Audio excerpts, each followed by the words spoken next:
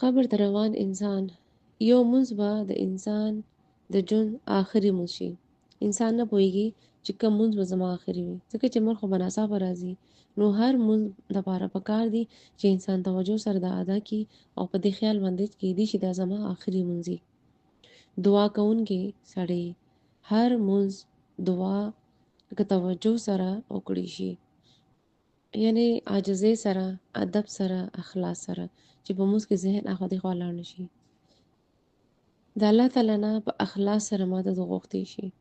په دې کې موږ ته پیغام دی چې کارونه نه ختمېږي، عبادت ته توجه پکار ده. عبادت نه ذهن نه دی اخوا دېخوا اړول پکار، کني هر څه به ضایع شي، ځکه چې دا خو د مړ ژوند پته نه لګي او دا زمونږ کیدی شي آخري مونځ وي. نو پکار ده چې موږ یې په ښکلې طریقې سره وکړو، په اخلاص او په توجه سره د خپل عبادت حق ادا کړو، او دا د انسان لپاره د سکون، نیکۍ ذریعه جوړېدی شي.